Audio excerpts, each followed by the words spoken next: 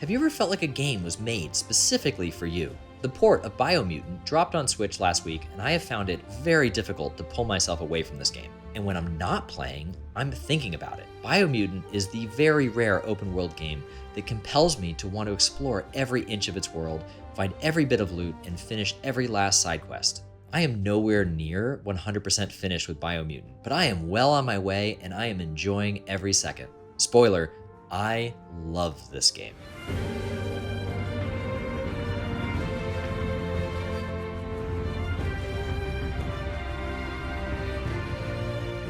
Before we get into a pretty gushing review, it would mean a lot if you liked and subscribed to the channel. And to everyone who's already joined, thank you. I really appreciate all of your support. Now, onto the review. Right out of the gate, I was worried I had made a terrible mistake picking this game up. I was bouncing off of it pretty hard in a few different departments. But after completing the tutorial, and once my brain had adjusted to the initially off-putting character designs, I was hooked. Since this is such a massive game, I'm going to try something a little different with this review and break it down into each of its core parts before bringing it all together again in the end. First, let's start with the aesthetics. I have a soft spot in my heart for the ugly, cute critter aesthetic. The Japanese actually have a term for this. It's called busakawa, which means ugly cute. At first glance, I found this look to be pretty off-putting, but once I realized that the developer had committed wholeheartedly to it, it becomes really endearing. When you first boot up the game and hit the character creator, you'll quickly realize that it is literally impossible to create a traditional, decent-looking protagonist creature. Every option looks like a mangled Jim Henson puppet that's been left out in the rain. I settled on this blue cat, and while I initially thought I would never be able to really connect with such a monstrosity, over time I've come to love my Biohazard Garfield. Every single creature in this game can be classified in the same way, and the longer I played, the more time I spent admiring the commitment to these designs. One recurring theme of this review is the respect that I feel towards the developers for really committing to the ideas that might alienate some audiences, but are truly unlike anything else in the gaming space too. The developer took big swings, and the creature designs are one of them. Every enemy feels like a conglomeration of multiple different animals, some insectoid, some mammalian, lizards with fur, horses with beady shark eyes. They're all very, very strange, but somehow it gels together into something truly beautiful. The world is simply one of the most gorgeous open worlds I've ever had the pleasure of exploring. There are the usual abandoned towns, grassy plains, snowy peaks, lava-filled caves, but for a game set in the apocalypse, it's one of the most vivid-looking places I've ever explored. Obviously, the visuals on Switch aren't going to come close to the marvelous vistas this game can present on stronger hardware, but I really understand why the decision was made to port this game in particular to the Switch. The beauty here comes from the art direction and the color space. My god, the use of color in Biomutant is exceptional. Riding a donkey goat over a hill and seeing a bright green field below with a red sunset above is a sight to behold. Low-res textures or not. Those low-res textures do stand out, and at times it can kind of look like a PS2 game, but personally, I love that demake port look. Biomutant is a great example of how good art direction matters so much more than visual fidelity. The core of Biomutant is its exploration. You'll head off in any direction, either following a waypoint to a main or side quest, and within minutes, you'll be off the main trail, scurrying through an abandoned house looking for loot, or you'll have found an abandoned train yard to explore, where you'll meet an NPC who sends you off on another quest, or you'll find a legendary weapon part, but won't have the necessary components to craft it, so you'll need to spend 20 minutes in your inventory, taking stock and dismantling everything you don't need in order to make the new kick-ass banana gun or whatever. And by this point, you'll have completely forgotten about the quest that you were originally aiming to complete. That sounds like a rambling tangent because this game is chock full of rambling tangents. Eventually, you might make it to your goal, but that would be sort of missing the point. The destination is hardly ever the point. The joy of Biomutant is in the journey. The world is very cleverly designed too, with very geographically distinct and unique biomes, each with their own flair and design. Some of the earlier areas are a bit more linear, with a clear path to follow, and key explorable areas easily found just off the beaten path. Other areas are far more open, with wide sweeping vistas and a really impressive draw distance. Exploration in Biomutant reminded me a lot of Fallout. Fallout games made me feel obsessive, searching every single structure or cave for that sweet loot. None of the little explorable locations you'll find on your way take too much time to comb through either, which keeps the game moving along rather briskly despite all the fun possible distractions. Biomutant knows that this is its strong suit too, and very cleverly gives you a completion checklist for every new location you find. When you stumble into a new location, like an abandoned suburb or the aforementioned train yard, you'll see a list pop up on the left-hand side of the screen that will tell you all of the various collectibles and goals in that area. Once you've grabbed all the loot, you'll gain some experience points and feel confident about moving on to the next location. It's an extremely helpful tool that must have only come from a deep understanding of players' OCD tendencies to need to grab every last trinket. It's like the developers saying to you, hey, you've grabbed all the good stuff, you're free to move on. Or, hey, wait, you haven't found the legendary weapon hidden here yet, so keep exploring. I loved this feature, and I really hope it becomes a staple in these types of games. I get if it's too checklisty for some people, so maybe it'd be nice to be able to turn it off, but personally, I found it really helpful. Exploration can be fun in itself, but what makes it downright addictive in Biomutant is the loot. If the doodads you collect along the way weren't interesting, it would cause the player to quickly lose interest in exploring. Thankfully, the loot here is exceptional. It's all built around a crafting system that is addictive and rewarding. There are two main categories of weapons, ranged and melee. Both of these have a few subcategories too, such as a shotgun and rifles or clubs and swords. As you explore, you'll find base weapon parts that fit into one of these categories. And these base parts are more rare than other weapon parts. Mostly you'll be finding attachments like grips, scopes, muzzles, handles, and magazines.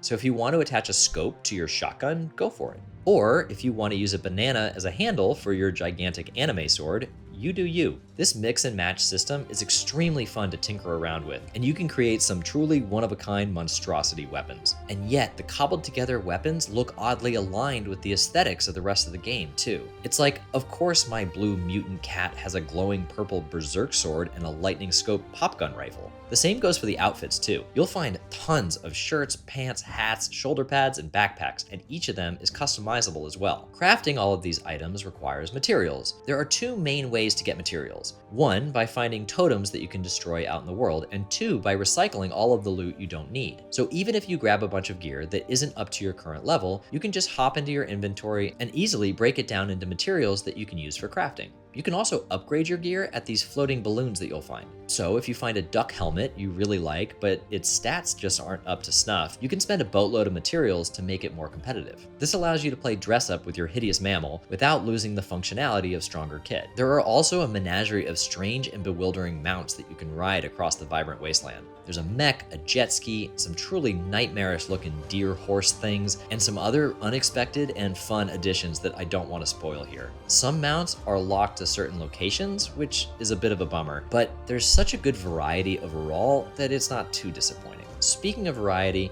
let's talk about the combat. Combat in Biomutant is fun enough, if a bit chaotic.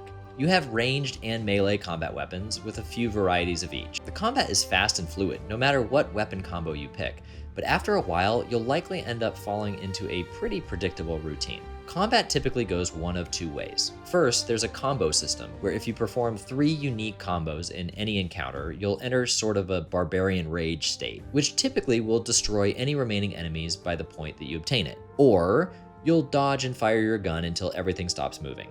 About a dozen hours into Biomutant, I found such an incredibly powerful gun that anything besides using range combat stopped making sense. Range combat is the most frictionless way to defeat the hordes of mutant bunnies. It requires the least amount of thought, and it takes the least amount of time. When I was moving through the world and came upon a group of enemies, I nearly always defaulted to my gun.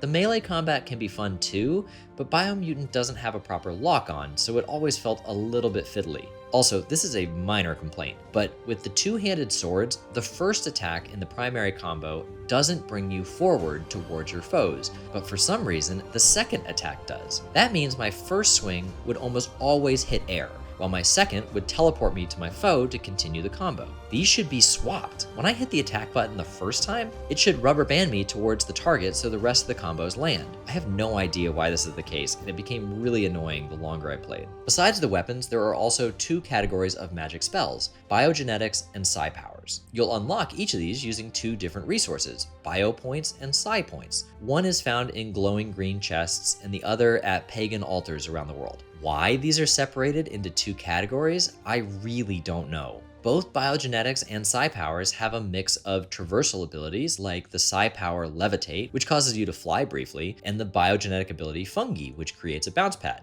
But they both also have attack abilities like rad wisps in biogenetics, which sends out red missiles at enemies, and sizzle ball in psi powers, which shoots out fireballs. Both psi powers and biogenetics also use up your ki, which is basically mana. There also aren't very many of each, so I really think they should have just consolidated them into one magical category. The only real difference, besides being locked behind separate collectibles, is that some psi powers are also locked around the morality system, which ties into the story. And oh boy, is this a whole ridiculous thing.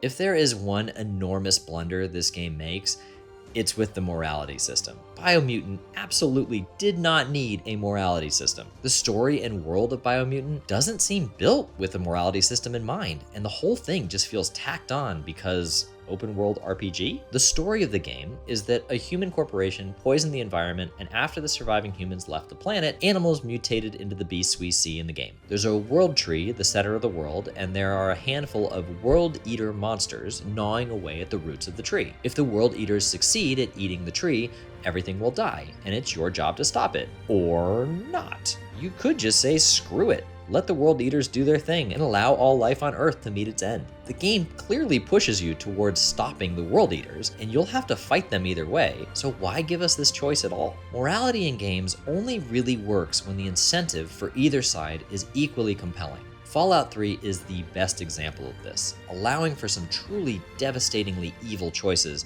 that feel worthwhile for the player despite their villainy. But in Biomutant, the evil choices are so over-the-top comically evil that besides providing the odd laugh, there really isn't a reason to be evil. Scattered around the world are defenseless little hostages that you'll find tied up in cages surrounded by enemies. The enemies attack you immediately, so of course you'll have to kill them. There's no real choice there. But once you defeat the enemies, you'll free the hostages from the cage. You're then given a morality choice. Let the hostage go on their way, or punch them in the face. Why in the world is one of the two options to punch the hostage I just saved in the face? Another example of this are these adorable little squirrel kitty puppy things that you'll find in various locations around the world. Early on, you're given a net in order to catch them. Once you catch one, you're given a few options of what to do with it. Option 1 is to keep it, option 2 is to keep it and pet it, and option 3 is to kill the puppy kitten squirrel thing. Let me be clear, you aren't given the choice to eat them or use them as some resources. Nope, your only evil option is to catch the bunny, murder it, and move on with your day. I typically enjoy playing video games as a total sadist. The very first thing I did in Red Dead Redemption 2 was cut off the arms and limbs of a passerby and drag his limbless torso behind my horse to try to sell to the butcher in town. In Fallout 3, I did every quest in Megaton, then looted and murdered everyone in town before finally setting off the nuke. I am no stranger to psychopathy in video games, but the moral choices in Biomutant are the equivalent of kicking puppies. Like, sure, you could play this game as the most morally reprehensible rodent on the planet and roleplay that the mutations have so deeply warped your brain that the only true moral choice left is to end all the suffering on Earth and let life itself drift away, but damn, I'm not sure that path really matches the vibe the rest of this game has going for it. Also, there are psi powers that depend on you leaning one way or another morally, but it's just a really unnecessary gimmick. Morality is broken up into two auras, light and dark, measured in points based on the decisions you make. The biggest, baddest psi powers require you to have 30 aura points in either light or dark. But remember those little woodland critters that you can catch and murder? Petting the wildlife nets you 1 light point, and slitting their throats for kicks gives you 1 dark point. So, in order to unlock every last psi power, I ended up catching and petting enough critters to get all the light powers, and then catching and murdering enough to get all the dark ones. The game now says I'm balanced. I'm not sure I'd call that balanced, but okay, at least now I can levitate and bring down dark plasma bombs. The final aspect of the morality system ties into the second main story quest, the Tribe War, which brings us to the various missions. In the opening hours, you're forced to make a choice of which tribe to join. The various tribes all break down into 2 categories, with some nuance between them regarding their philosophy,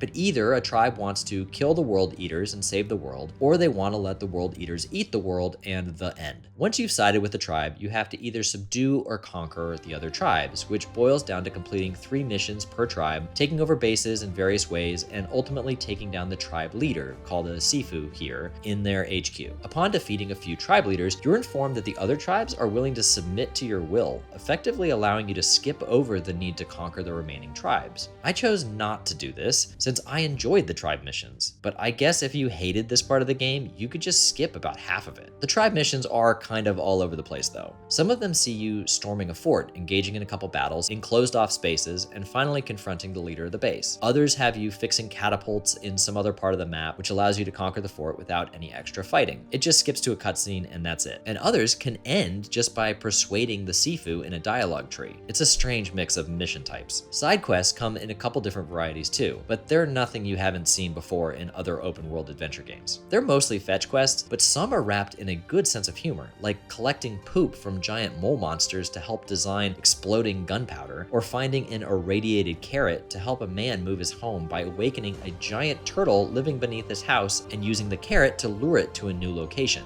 I feel compelled to complete all the side quests since I was being consistently surprised by them. There are bandit camps to liberate, old world devices to find, and longer chain quests that provide new mounts or legendary weapons too. But it's the exploration between the quests that had me coming back to Biomutant, not the quests themselves, but they are a worthwhile means to purposefully move around the map. There's an odd puzzle here or there where you have to connect a circuit, but they're pretty easy. Let's move on to sound. I enjoyed the music a lot while I was playing, but nothing really stuck with me afterwards. I can't remember any of the tracks well enough to whistle around the house, which is really how I decide whether a soundtrack is exceptional or not.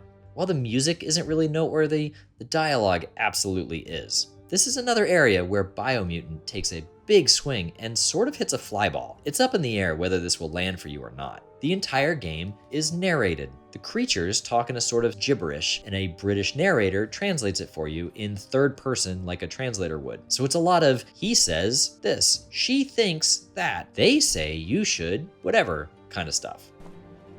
He wants to thank you for taking his side against the scavengers. I see what the developer was going for, and it works well enough for what it is, but I think the game may have ended up being more charming if the creature's sim-like language was emphasized with simple text boxes. Having the narrator translate their language instead of just reading a translation of the gibberish made me feel a bit removed from every interaction. But it's the writing that ultimately had me skipping through a lot of the dialogue. Some of it's great, don't get me wrong. When the narrator is talking about choo-choos, trains, and pew-pews, guns, it has a sort of Dr. Seuss quality to the writing that I thought was playful and fun. But so much of the dialogue feels like nonsense filler, with boring conversations about doing what's right and the grave impact of your decisions, that I ultimately zoned out and skipped through a lot of it so I could get back to the exploring. There seems to be something kind of weird going on with the sound design too. Sound effects are too quiet for the most part. I guess you could turn down all the other sound levels, but leave the sound effects up and turn your volume up, but that's overcomplicated. The combat would feel so much more impactful if gunshots and sword whacks sounded like they hurt a bit more. But that's ultimately nitpicking when it comes to the overall experience. I read online that Biomutant was developed by a team of around only 20 people. That is truly an incredible feat. I have had more fun playing Biomutant than I have any of the recent Assassin's Creed games, a bit more than Hogwarts Legacy, and way more than Starfield. The developers have distilled the addictive open world loop into an intoxicating blend of the weird and wonderful, the beautiful and the hideous. Sure, it has its issues, and not everything works as intended, but the whole of the game is so much greater than the sum of its parts. Biomutant feels both like a distillation of the best aspects of other open world games, as well as something wholly unique in the genre. I love this game so much, and I truly hope it ends up being the cult classic that it deserves to be. I'm gonna give Biomutant on Nintendo Switch a 9.1 out of 10. Thank you so much for watching. I really hope you enjoyed this video. It would mean a lot if you liked and subscribed to the channel. What did you think of Biomutant? I know it received some pretty mixed reviews when it originally launched, but what do you think? I'm really curious because I can imagine this game might be pretty divisive. But yeah, for me, it just hits. It is exactly my type of game. Thanks again for watching, and I'll see you next week.